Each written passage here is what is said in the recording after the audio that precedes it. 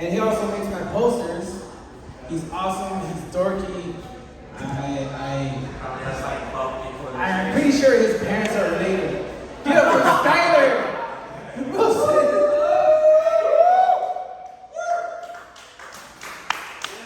My parents aren't related. That's my cousins. They're third cousins. It's not by blood. It's by consensual marriage. Still weird, but yo. So, Jeff, where are you going? I want to see heroes. So, I'm going to be honest with you. When you said you were 30 or 40-second intro, I said, fuck that, I'm going to do a whole goddamn set.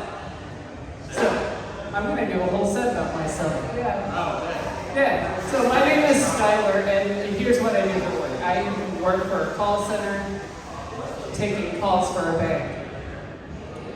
Now, when I first started this job, here's the fun part. This old man calls in, born in 1945. He wants me to delete transactions off of his debit card. It's 27 OnlyFans transactions. Now, here's the bad part about that. When he wants you to delete his transactions, you lead him on. You gaslight this motherfucker. Like, he's born in 1948, I can steal debit card information and get away with it. Here's the thing. I'm going over each one in great detail, like OnlyFans subscription name. OnlyFans subscription name, right? Every single one of them. One of them is a Cash App transaction. How does a 19th man born in 1945 get a Cash App and an OnlyFans and he barely knows how to work his iPhone and his grandkid bought him because his grandkid thought it'd be a fun idea to fuck with his parents? I have no clue. But little did I know his wife was listening. It was like Lucy and Ricardo, except it was the reverse. She beat his ass. I listened to that for 5 minutes. I never wanted to masturbate at work so much. But it's what I do for work, and here's the thing about it. I found out my pronouns are gender selective to the customer because I know I'm feminine. I have a high-pitched voice. But I also hit puberty at 24. Facial hair, roommate brings spicy food. Body changes, puberty, easy excuse, I've been drugs, right? But I'm gender selective at work, so they say, you're a man. Okay, I'm a man, cool, thanks. They say, you're a woman. I say, cool, thanks. You can call me baby all you want. Maybe you can be my sugar daddy.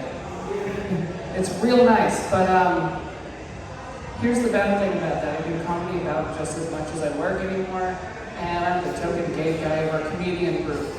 The bad part about that is all the girlfriends ask me, how do you suck dick with a toothy grin? Is how I always reply. They don't like that answer. I'm not going to give a serious answer. Like, if I told you my secrets, I once did with boyfriends. No, okay, that's fine. I'm going to talk about dude wipes now. So what I found in recent dating experiences is dude wipes. They're great. Well, they're good for the bathroom too. They're biodegradable, you can flush them. I'm not choking out a turtle every single time I'm flushing them down the toilet. They're also great for when you're having sex. So for women, here's what you do. You wipe up front, then 2 feet. Beautiful ice cream flavor. Good in the end.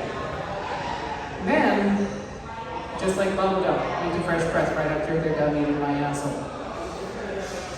Lasts longer than bubble gum, promise you. Not 2 chews in and out of flavor. But yeah. But in my recent dating experiences, though, I bought one a mermaid tail. And when I buy her a mermaid tail, she's a Disney adult. I'm not really judging. I really don't like the Little Mermaid that much, though. The bad part about that is after we're done having sex, she smells like calamari at the back of the room. It's not that good when she smells like calamari at the back of the room. She could use a dude wipe. Would smell better. But I did get sushi. I did. Good. Raw sushi. Got tuna. Figured I'd match the color, you know. I found out she was autistic and a vegan. So I had 2 servings of vegetables with her in that same night, converting to veganism. For that night, still meat and potatoes then. But here's the thing about all of this, is a lot of my humor translates over to work.